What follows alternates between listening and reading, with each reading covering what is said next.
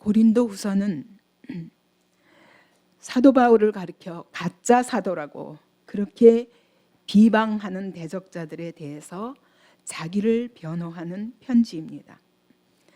당시 하나님의 교회는 예루살렘 교회가 그 중심이었습니다. 12사도가 중심이었습니다. 그래서 12사도의 추천서를 받아야만 순회 전도자로서 온 곳곳에 다니면서 그 당시에는 다 집이 교회였습니다. 가정집마다 교회가 이루어졌을 때 그곳에 가서 복음을 전했습니다. 12사도들의 이 추천사라는 건 바로 오늘날 신학교 졸업증서와 같고, 어느 교단에서 안수를 받았느냐, 그런 목사 안수장과 같습니다. 이것이 없이는 어디 가서도 인정받기가 어려운 시대였습니다. 그래서 그 추천서를 들고 가면 어디서든지 그를 먹여주고 재워주고, 그래서 생활에 걱정이 없이 사역을 할 수 있었습니다. 그리고 바로 이것이 그들의 영적 권위의 근거였습니다. 근데 거꾸로 바울 사도는 어떤 사람이냐? 그도 이렇게 12사도들과 가까워지려고 했습니다. 그래서 부활의 주님을 다메섹 도상에서 만나자마자 예루살렘 교회로 달려갔을 때 사도들이 금방 그들을 핍박하고 잡아 죽이기 위해서 살기등등하여 그렇게 그 가멜리엘 문화로부터 이 추천장을 가지고 가던 그 사람이 이렇게 와서 부활의 주님을 만났다고 했을 때, 그리고 복음을 심지어 전하기까지 할 때 그들은 믿지 못했습니다. 그뿐만 아니라 유대인들은 그를 죽이려고 해서 그래서 광주리에 내려서 다소로 도망가지 않을 수가 없었습니다. 그리고 그 멀리 다소와 아라비아 지역에서 무명의 그리스도인으로서 14년 이상을 지난 후에 그남의 바나바가 찾으러 온 것입니다. 그래서 안디옥 교회와 함께 목회를 시작했고, 그리고 그때부터 최초의 이방인 선교사로서 바나바와 바울이 파송되어서, 그건 하나님에 의한 파송이었지 사람이 파송한 것이 아닙니다. 그래서 그는 가는 곳곳마다 기존 교회의 도움이 없이, 왜냐하면 어디 가도 그를 믿어둘 자가 없습니다. 그뿐만 아니라 이방 선교기 때문에 전혀 하나님도 모르고 성경도 모르고 아무것도 모르는 이방인들에게 가서 이 복음을 전해야 했습니다. 그렇기 때문에 그는 천막업을 하지 않을 수 없었고, 자기 생활을 자기가 책임지면서 낮에는 일하고 밤에는 복음을 전하면서 돌아다니며 복음을 전하다가 교회를 개척한 것입니다. 근데 이 추천서가 없기 때문에 어디서도 인정을 받지 못했는데 그는 오히려 이것을 기쁨으로 생각했습니다. 그래서 어디서 먹고 자는 것도 자기 마음대로 할 수가 없어요. 내가 벌지 않으면 스스로 자기 자비량 선교를 하지 않으면 할 수가 없었습니다. 근데 그는 이것을 오히려 자랑스럽게 생각했습니다. 그래서 고린도전서에서도 말하기를, 내가 복음을 전하는데 장애가 없게 하려고 내가 오히려 이렇게 스스로 값없이 전했다. 그리고 내 자랑하는 것이 헛된 대로 돌려지지 않기를 바란다. 내 자랑하는 것이 추천서나 그다음에 내가 너희들의 그 수고로 얻어 먹음으로 인해서 내가 이 복음을 전하는 것처럼 착각하지 않기 바란다. 나는 오직 예수 그리스도밖에 자랑할 것이 없다라고 말하는 겁니다. 그래서 나는 스스로 모든 사람의 종이 되었다. 그는 권위주의자가 아니었습니다. 정말 어디 가나 친구를 넘어서 종처럼 다른 사람을 섬기는 자리에 있었던 것은 그가 어쨌든 몇몇 사람이라도 구원하고자 합니다. 근데 고린도후서 11장에 가보면 그래요. 근데 이게 죄냐? 내가 복음을 위하여 값없이 수고하며 이렇게 하는 것이 죄냐? 이것 때문에 너희가 나를 못 믿겠다는 얘기냐? 이렇게 말하는 겁니다. 더군다나 거기다가 대적자들은 이렇게 말합니다. 바울은 가짜 사도라고 말하면서 우리는 환상을 보았고 수많은 이적을 경험했다. 그러면서 자기의 영적 체험들을 과시했습니다. 그러니까 이런 말들이 고린도 교회 안에 있는 은사주의자들에게 혹했던 겁니다. 이들이 바로 능력 있는 사도들이 아닌가. 바울은 말도 어느라고 늘 병에 시달려가지고 그래서 골골하고 거기다가 외모도 아주 왜소하고 아무도 알아주지 않아. 거기다가 가는 곳곳마다 매맞고 옥에 갇히고 고난받고 이러는 바울을 보면서 그가 정말 하나님의 선지자인가? 그렇다면 왜 하나님이 가는 곳곳마다 핍박을 받게 하고 왜 보호하지 않으시지? 왜 그는 가는 곳곳마다 돌에 맞아가지고 죽을 뻔하기도 하고 이런 실패를 하지? 하나님의 참 선지자라면, 그리고 정말 사도라면 하나님이 그를 보호해 주시는 거 아닐까? 하나님 버리신 자 아닌가? 이렇게 비방하는 사람들도 있었습니다. 그래서 빌립보서 1장 15절부터 18절에 보면은 투기와 분쟁으로 바울을 시기하면서 바울을 비방하고 다툼으로 복음을 전하는 자가 있었다고 말합니다. 근데 바울은 이것까지도 아주 자유하게 받아들입니다. 뭐라 그러냐면 나의 매임이, 내가 옥에 갇힌 것이 바로 복음의 진보가 되었다라고 얘기하는 거예요. 이것이 그의 자랑거리였습니다. 그래서 내가 로마 시위대 뜰에 갇혔더니 로마 시위대 뜰에 복음이 전해지더라. 그리고 그 밖에서부터 로마 곳곳에 있는 수많은 사람들이 내게 감옥에 오히려 찾아와가지고 내가 그들에게 복음을 전파하는 기회가 되었다. 내가 만약 예루살렘에 있었거나 이스라엘 땅에 있었더라면 절대로 얻을 수 없는 그런 복음의 기회를 로마 시대 뜰까지 와서 복음을 전하게 되었다. 이걸 자랑하는 거예요. 거기다가 내가 이렇게 옥에 갇혀서도 담대하게 복음을 전하는 것 보고 수많은 형제들의 다수가 겁없이 하나님의 말씀을 전하게 된 것도 복음의 진보다. 그러면서 그를 비방하는 자들에 대해서 그래, 너희가 거칠애로 복음을 전하든지 아니면 나처럼 참으로 전하든지 전파되는 것은 그리스도니 내가 이를 인하여 기뻐하고 기뻐하노라. 지금 이 추천서를 받은 사람들은 이것이 그들의 권위라서 그 권위를 주장하면서 그리고 그들의 성도들의 도움을 받으면서 먹고 살면서 아주 편안하게 인정받으면서 복음 전하지만 바울은 그런 걸음이 아닙니다. 근데 바울이 얼마나 당당한가. 전 거꾸로 한번 생각해 봤어요. 왜냐하면 저도 이런 자리에 놓여서 초신자 때부터 사실은 지금까지도 어쩌면 여자 목사라는 것 때문에 수많은 의심도 받고 또 제 안에서 역사하시는 성령님의 역사로 교회가 5개나 세워진 거지 저의 능력이나 저의 무슨 실력이나 이게 아니거든요.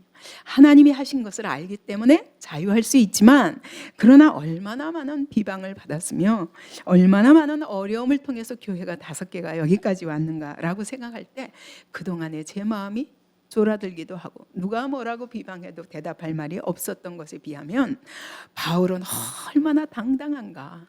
예? 그래서 이제 그 생각을 한번 하게 됐어요. 이 고린도후서 전체를 보면요, 바울이 자기 자랑뿐이에요. 안 그래요? 담대하게 자랑을 하는데 너희가 추천서를 필요하냐? 내가 너희에게 추천서를 좋아해야 할 필요가 있냐? 나의 추천서는 바로 너희다. 내가 사람의 손으로 기록한 것이 아니라 돌판에 기록한 것이 아니라 내 마음판에 성령으로 기록되었고 너희 마음판에 성령으로 기록되었는데 그보다 더 큰 추천서가 있냐? 이렇게 말해요.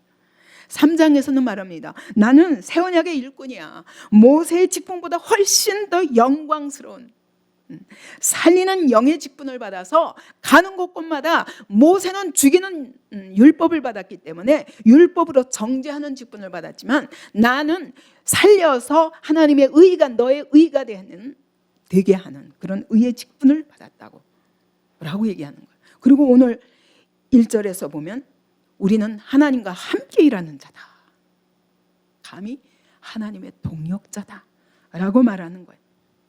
그러면서 나 그리스도 예수의 사도된 나 바울, 항상 누가 인정하지 않는데도 어느 서신이나 보면 제일 먼저 하는 얘기가 나 그리스도 예수께 하나님의 은혜로 말미암아 하나님의 뜻으로 말미암아 그리스도 예수의 사도된 나 바울 이렇게 얘기합니다. 그러면서 오히려 대적자들에게 11장에 가면 그래. 다른 예수, 그들은 다른 예수를 전하는 자들이다. 그들은 다른 복음을 전하는 자들이다. 그들은 다른 영을 가진 자들이다. 왜요? 같은 영을 가진다면 내 안에서 일하신 분이 누구인지 알 터인데.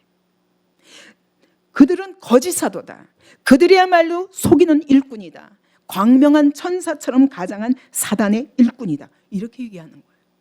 그뿐만 아니라 고린도후서 11장 5절에 보면 지극히 크다는 사도들보다 12사도보다 부족한 것이 전혀 없다고 내가 스스로 자천한다라고 얘기해요.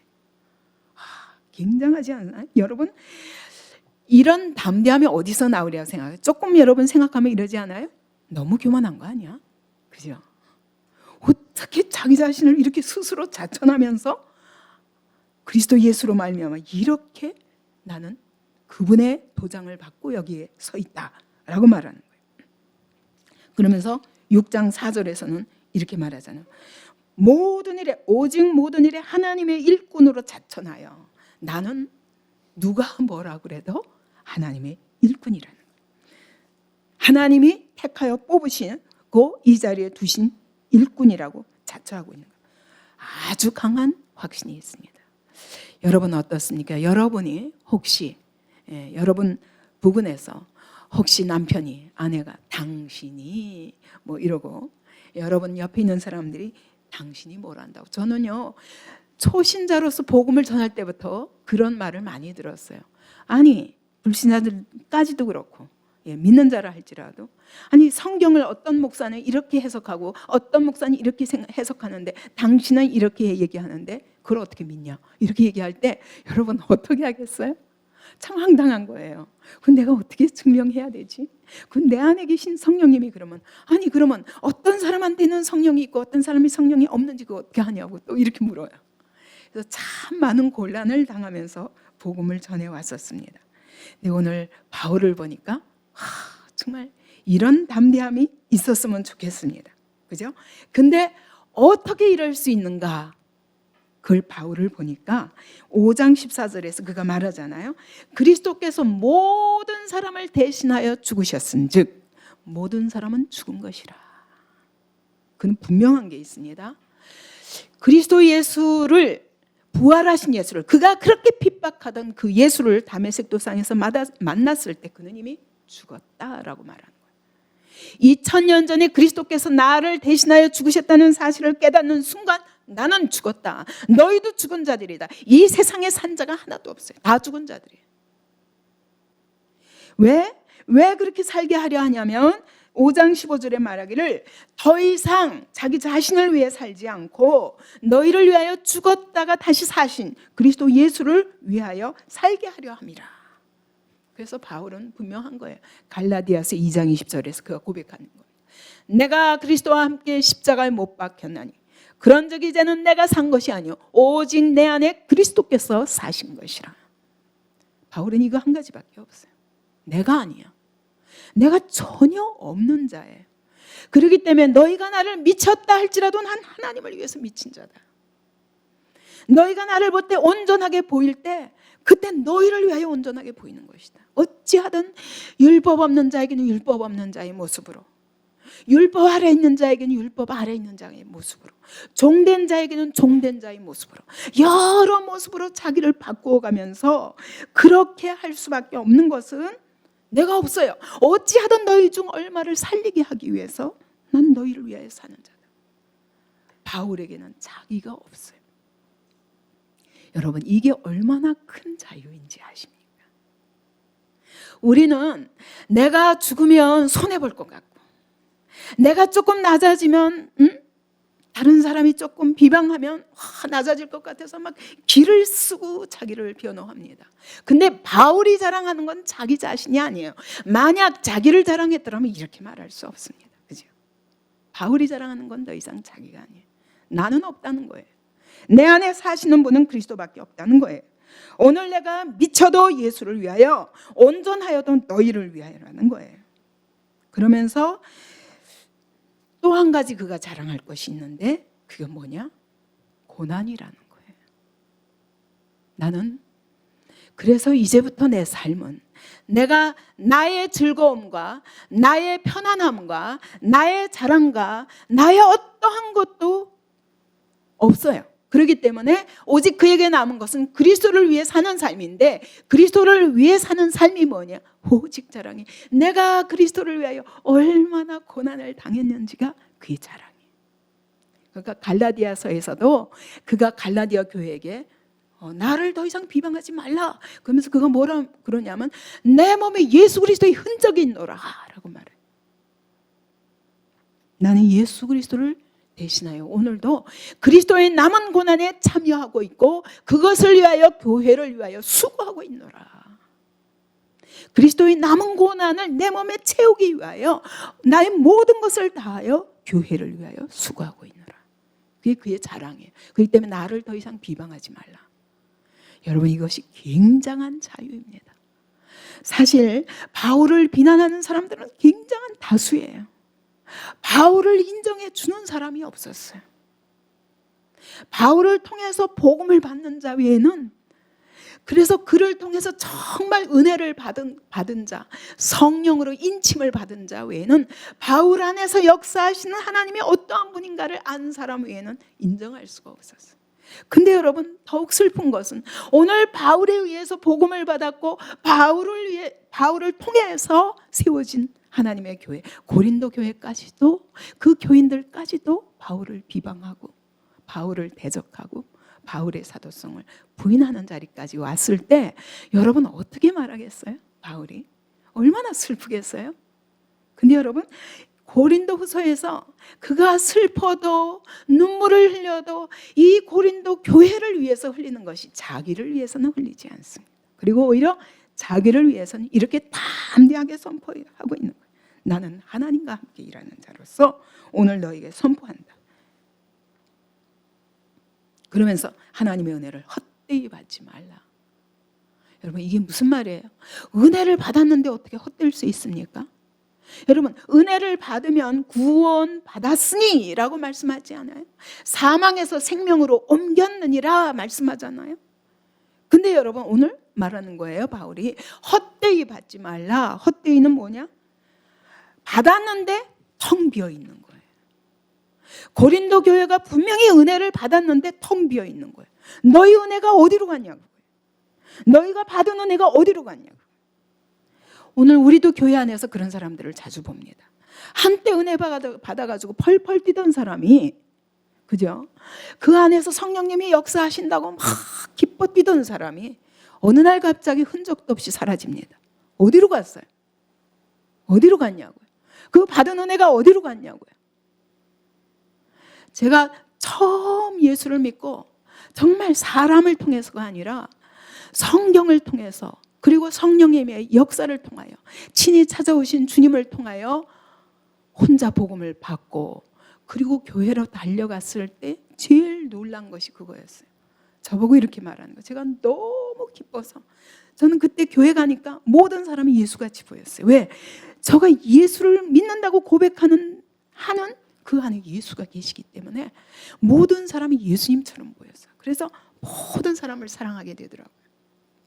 그런 뜨거움에 사로잡혀서 막 간증을 해도 막 내 가슴에서 막 그냥 불이 솟는 것처럼 이걸 어떻게 다 쏟을 수가 없을 만큼 그 은혜에 그렇게 차서 간증을 하거나 간증할 시간도 안 줘요. 왜냐하면 저보고 이렇게 말하는 거예요. 다 이런 직분을 가진 자들이 아주 냉정하게 저를 쳐다보면서 하는 말이, 우리도 은혜 그런 경험 없는 사람 없어. 한때는 다 그런 거야. 처음에 은혜 받으면 그래. 근데 조금 지나봐. 우리같이 돼. 그러니까 너무 자랑하지 마. 저는 이 말이 너무 주눅이 들어가지고 정말 그런가? 은혜를 받았는데 저렇게 될 수 있는가? 저렇게 냉랭해질 수 있는가? 그리고 하나님의 은혜에 감격할 수 없을 수 있을까? 그래서 그때 제가 수없이 기도할 때마다 그렇게 기도했어요. 하나님, 저는 이 받은 은혜를요, 일평생 쏟지 않을 뿐만 아니라 날마다 이 은혜가 더 깊어가야 되지 않아요? 우리 안에 임하고 우리 안에 만나주시는 하나님은 영원하신 하나님인데, 우리가 그 하나님을 어떻게 하면 더 잘 알 수 있어요? 어떻게 하면 더 잘 알 수 있어요? 주님 앞에 가는 날까지 다 알 수는 없잖아요. 그러면 우리가 주님을 알아가는데도 일평생 알아가도 죽을 때까지 그분을 다 있는 그대로 알 수가 없는데 어떻게 그 자리에서 처음 받은 은혜에서 멈출 수가 있어요? 하나님, 저는 절대로 그러지 않게 해주세요. 그게 저의 첫 번째 기도였어요. 너무 그들의 고백이 바울에게는 쇼크였습니다. 근데 그게 오래되면 오래될수록 더 그렇더라고요. 여러분, 이렇게 은혜를 받고도 헛되이 받을 수 있다는 것을 기억하십시오. 그리고 여러분도 그런 자리에 놓이지 않기 위해서 하나님 앞에 결단하고 결심하고, 이미 나는 죽었다, 나는 없다, 오직 내 안에 사시는 분은 예수 그리스도다, 이 결론이 있으시기 바랍니다. 바울이 지금 이렇게 얘기하는 거예요. 2절에 보니까 내가 은혜 베풀 때 너에게 듣고 구원의 날에 너를 도왔다 하셨으니 보라 지금은 은혜 받을 만한 때요, 보라 지금은 구원의 날이로다. 여러분, 이 구절이 어디서 나왔냐면 이사야 49장 8절에서 나온 인용한 말씀이에요. 그러면 이사야 시대 때 이사야에게 하나님이 이 주시는 말씀은 뭐냐? 바벨론 포로에서 너희를 다시 건져서, 근데 이사야 때는 아직 바벨론 포로도 안 된 때예요. 근데 바벨론 포로를 예언하시고, 왜냐하면 너희가 이대로 가면, 형식주의로 가면 마음에도 없이 헛된 재물을 드리고 그리고 마당만 밟는, 성전 마당만 밟고 내가 너희가 드리는 이 재물을, 헛된 재물이 아주 지겨워서 받기도 싫다라고 말씀하시면서 심판을 예언하셨거든요. 근데 심판과 함께 또한 구원을, 회복을 약속하시면서 주신 말씀이 바로 이 구절인 거예요. 그러니까 그러나 내가 너희를 심판할 수밖에 없지만, 그러나 은혜를 베풀 때에 내가 너에게 듣고 내가 너의 모든 부르짖음에 귀를 기울일 거다. 그리고 내가 그날엔 너희를 도와서 구원할 것이다. 이렇게 약속하시는 거예요. 그러니까 이사야에게 주신 이 말씀은 수백 년 후에 있을 사건을 미리 예언하신 거예요. 바벨론 포로에서 귀환시켜서 이스라엘을 회복시키고 하나님의 성전을 회복케 하리라. 근데 여러분, 바울이 왜 오늘 이 말씀을 여기다 인용합니까? 그거는 그 이사야는 미래에 올 심판과 미래에 올 구원에 대해서 약속하신 약속을 그가 선포한 것이지만, 오늘 우리는 어떤 사람이냐? 미래에 올 구원의 약속이 아니라는 거예요. 오늘 우리는 예수 그리스도께서 십자가에 못 박혀 죽으심으로 말미암아 이 구원이 이미 완성되었다는 거예요. 바벨론 포로 귀환해도 소용없었어요. 그러나 이스라엘을 새 이스라엘로 만드시고 새 언약의 일꾼들로 만드셔서 오늘 그 새 언약을 내가 누릴 뿐만 아니라 또 다른 사람들을 누리게 하는 새 언약의 일꾼들로 부름받아 오늘 그 은혜를 여러분의 삶 속에서 오늘 누릴 수 있는 사람, 오늘 누릴 수 있는 그 자리에 있는 자들이다 라고 기억하게 하는 거예요. 근데 여러분, 왜 이 말씀이 오늘도 아직 미래적인 것으로 끝나고 있냐 말이에요. 너희 받은 구원이 어디 있냐? 너희 받은 은혜가 어디 있냐? 나에게 좀 보여달라 그 얘기예요. 너희가 처음에 복음 받을 때 그 은혜가 어디 있냐? 왜 그것도 안 보이냐 그 얘기예요. 왜 이것도 안 보이기 때문에 너희가 그 은혜를 받고 이렇게 교회까지 세워놓고도 지금도 음행이 있고, 지금도 우상 숭배가 있고, 지금도 너희 가운데 다툼이 있고 분쟁이 있고, 심지어 성령의 은사를 받았다 하면서 그 은사를 자랑하면서 예배를 무질서게 하는, 그리고 너희들끼리 뭐가 지혜가 모자라서 서로 성사하기 위하여 재판정에 가서 싸우고, 성도들끼리. 저는 정말 이 하나님의 교회가 법정에 가서 세상을 향하여 네가 옳으니 내가 옳으니 싸우면 제일 가슴 아픈 것 같아요. 세상이 비방하는 것도 좋은데 우리가 세상에 나가서 막 싸우는 거는 차라리 내가 속고 말지, 차라리 내가 불의를 당하고 말지. 나는 그리스도의 이름이 그렇게 세상에 소문나는 게 너무 가슴 아픈 사람. 그래서 수많은 손해를 보며 살았습니다. 그러나 그것 때문에 아픈 것보다는 오늘도 복음이 복음되지 못하고, 오늘도 하나님의 이 말씀의 능력이 말씀되지 못하고, 하나님이 하나님 되지 못하고, 하나님의 교회가 하나님의 교회 되지 못하고, 이것이 더 가슴 아파요. 바울이 그랬던 것 같아요. 그래서 그는 내가 모든 일에 지금 이와 같이 화목하게 하는 직분을 받았어요. 오늘 내가 하나님과 화목을 누리기 때문에 화목하게 하는 직분을 받은 거예요. 그래서 이 직분이 비방을 받지 않게 하기 위해서 그는 끝까지 돌에 맞고 옥에 갇히고 매 맞고 채찍 맞고 억울하게 갖가지 핍박과 방해를 받아도 그는 끝까지 그들을 하나님과 화목하게 하기 위해서, 그리고 어떻게 하든 화목해 하는 직분에 부끄럽지 않게 그렇게 하기 위해서, 그리고 아무에게도 거리낌 당하지 않도록, 나의 어떤 내가 승리함으로 오히려 그게 아파하는 사람이 있고, 내가 승리함으로 나의 승리가 오히려 그 사람의 패배가 되어서 그 사람이 아파하는 자리에 있다면 차라리 내가 아파하는 게 낫겠다 하고 그는 모든 일에 하나님의 일꾼으로 자천하여 많이 견디는 것과, 얼마나 많이 견뎠겠어요. 여러분, 이렇게 예루살렘 교회 같이 이미 여러분 성령 받았어요. 예수 그리스도의 사심도 보았어요. 그리고 죽으심도 보았어요. 부활도 보았어요. 그런 사람들이 모여있고 성령도 받았어요. 그래서 막 놀랍게 그냥 방언으로 그냥 하나님 나라 일을 말하며 15개국어로 복음을 전하며 뜨겁게 모여서 공동체를 이루고 있는 그 예루살렘 교회에도 그 믿음을 유지하는 게 너무너무 어려워서 벌써 유대주의로, 유대교로 다시 뒤돌아가고 있는 그들인데, 여러분 전혀 하나님도 모르고 성경도 모르고 아무것도 모르는 사람들에게 복음을 전해가지고 그들이 이런 일꾼들로 크기까지 키운다는 게 얼마나 많은 시간을 요하는지 아십니까? 사람 하나 변하는 게 얼마나, 저는 처음에 그렇게 생각했어요. 복음을 받고 막 기뻐하면서 복음 전하겠다 하는 데까지 만드는데 3년 걸린다 이랬어요. 실제 3년이면 그렇게 하더라고요. 근데 그 은혜를 얼마 안 있으면 쏟아버려서 10년이 가고 나면 완전히 변질되는 모습을 수없이 봤기 때문에 거의 그만한 세월이 지나야 되더라고요. 그래서 진짜 은혜를 받는 건, 그러니까 바울처럼 모든 이 한계를 뛰어넘어서 나는 죽고 그리스도만 사시는 자리까지 가지 않으면 언제든지 변질의 가능성이 있어요. 언제 변할지 몰라요. 그냥 안 믿어요. 제가 세워놓고도 안 믿어요. 언제 변할지 모르니까. 근데 이와 같이 내가 없어지는 자리까지 간 사람이라야 믿을 수 있어요. 그 바울이 얼마나 많이 복음을 전하면서 수많은 사람들을 견뎠는지 모릅니다.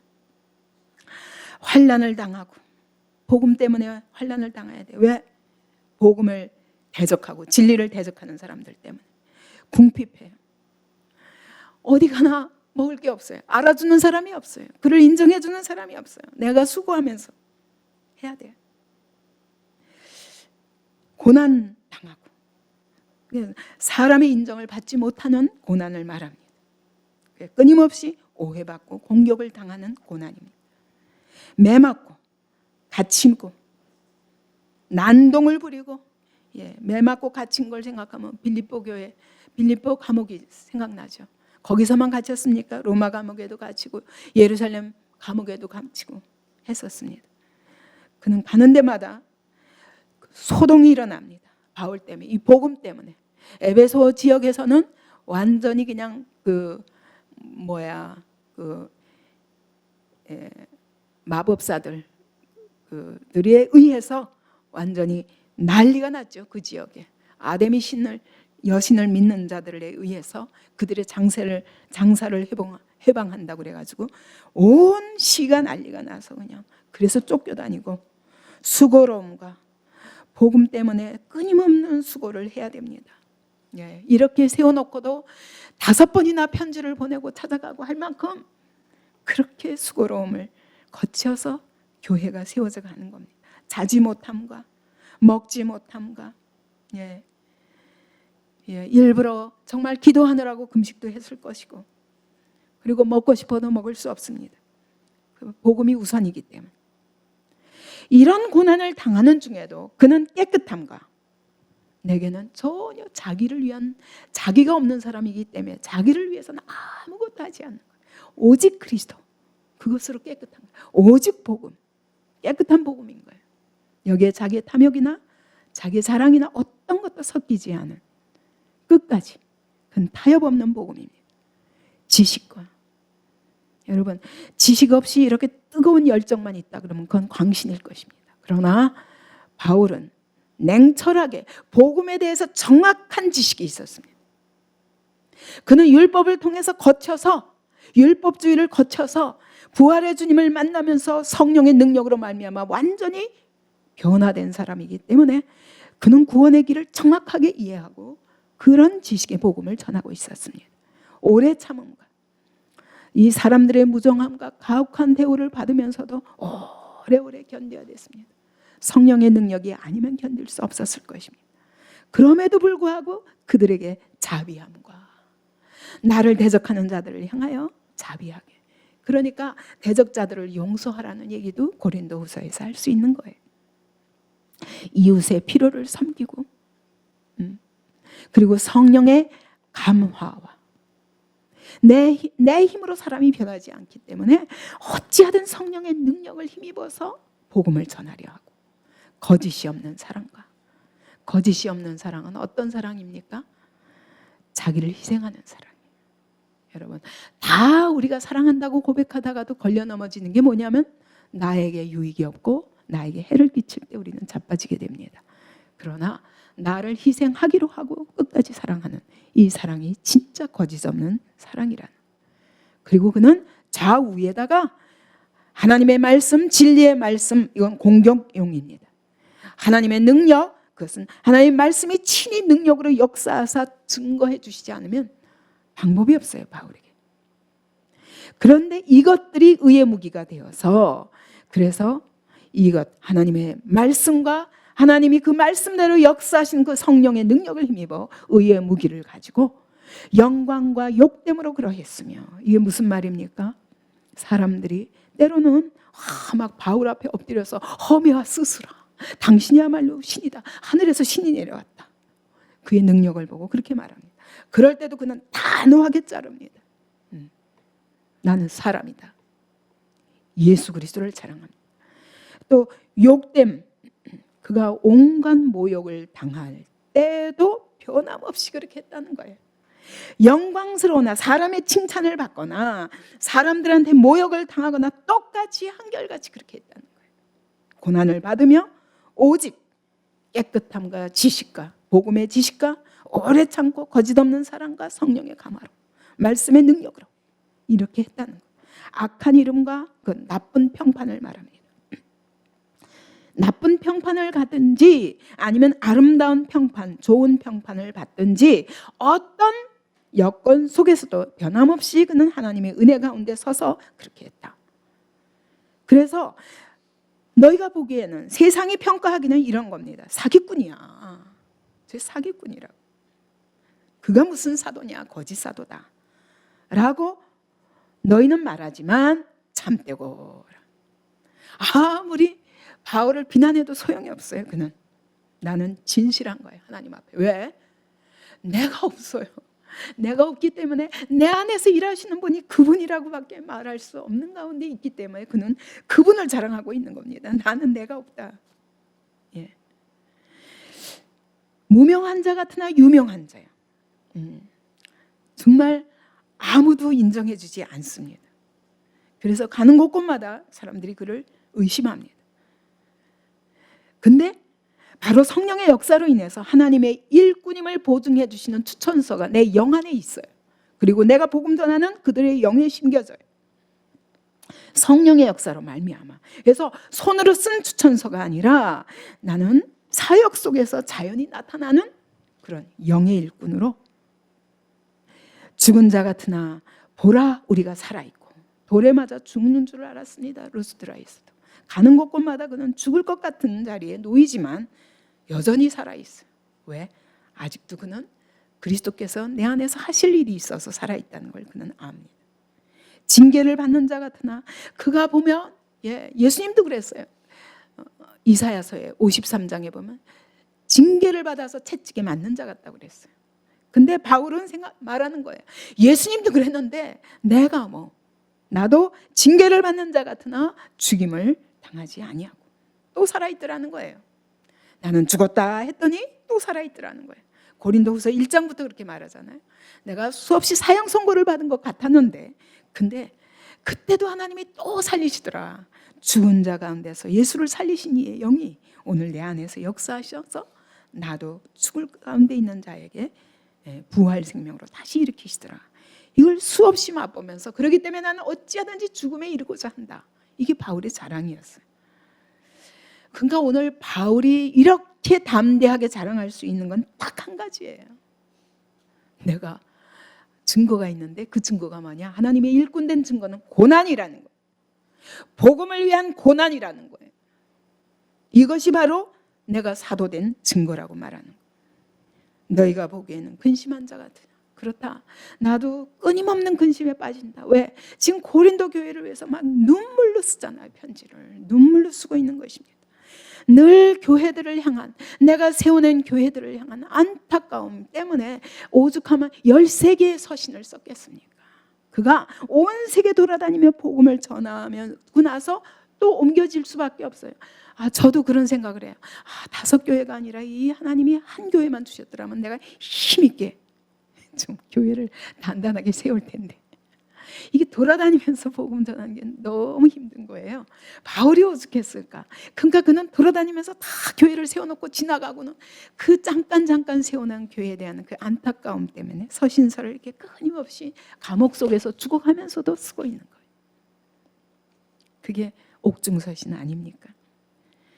근심하는 자 같으나 그러나 내 안에 있는 이 기쁨은 아무도 뺏어갈 수가 없다는 거예요. 그리스도 안에서 기뻐하는 거예요. 왜? 그는 지금 하나님이 하시는 일밖에 안 보여요. 사람의 일은 안 보이는 것입니다. 가난한 자 같으나 많은 사람을 부유하게 하고 나는 가난하지만 많은 사람을 부유하게 하는 것입니다. 그것이 오늘 나에게 내 영혼이 하나님 나라에 쌓는 하나님 앞에서의 부요라고 말하는 거예요. 나는 이 땅에서는 가난하기로 작정했다는 거예요. 여러분 오늘 여러분의 가난 때문에 힘듭니까?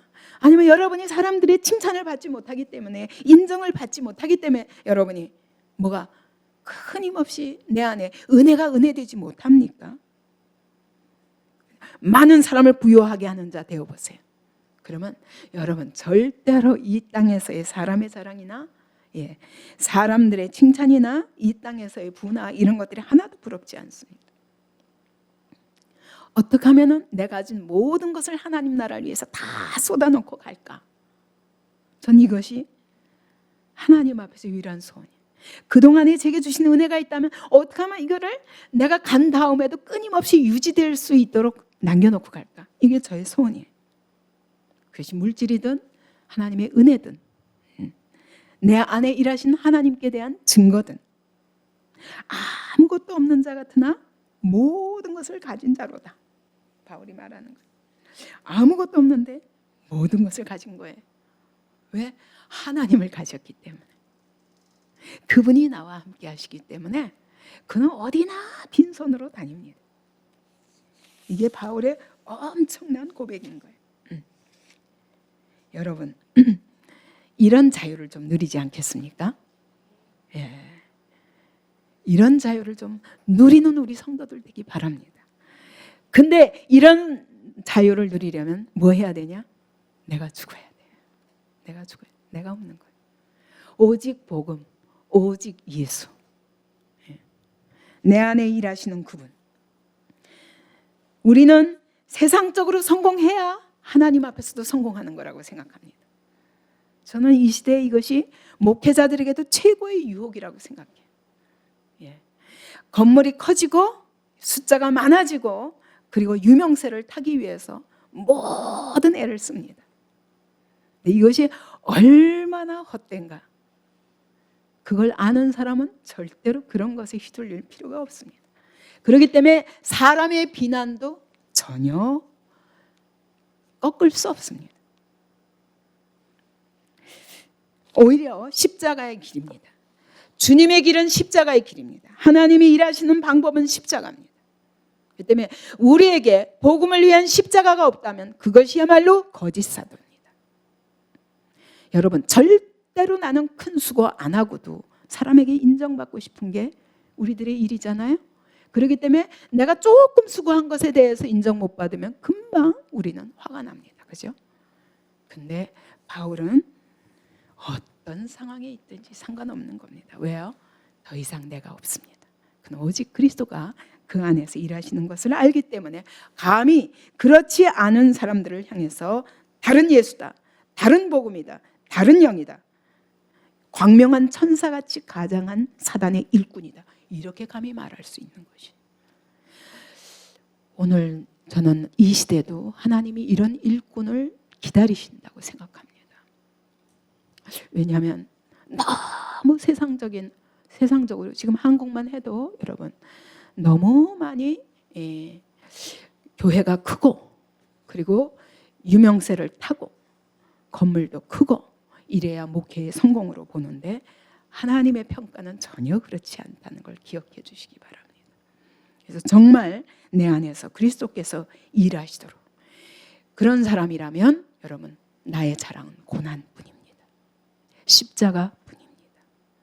저는 그것이 우리의 자랑이 되는 교회, 그것이 나의 자랑이 되는 성도들이 되고 사역자들이 되기를 간절히 기도합니다. 이 시간에도 주님을 크게 부르면서 기도합시다. 오늘 여러분 이미 우리는 사망에서 생명으로 옮겨진 자들입니다. 이미 우리는 왼쪽에서 오른쪽으로 옮겨진 사람들입니다. 이젠 더 이상 육신을 따라 사는 자가 아니라 성령을 따라 살 때 나는 없고 오직 그리스도께서 내 안에 사셔서 그분이 그의 일을 하심으로 그분이 나를 십자가로 데려가든지 감옥으로 데려가든지 죽음으로 데려가든지 그분께 순종하며 나아갈 때 그분이 우리 안에서 얼마나 놀라운 부활의 능력으로 일하실까, 이것이 우리의 자랑이 되는 그런 교회가 되기를 원합니다. 그런 성도들의 삶이 되기를 원합니다.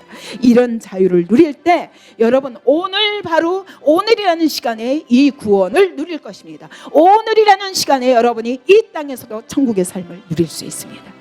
이런 신앙생활을 하기 바랍니다. 여러분이 어떤 자리에 있느냐가 중요한 게 아닙니다. 여러분이 직장에 가시고 사방으로 교쌈을 당하는 자리에 놓일지라도 그 자리에 주님과 함께 있는 것이 중요합니다. 나는 죽었고 부활의 주님이 사시옵소서. 이것이 우리의 고백이 되기 바랍니다. 주님을 크게 3번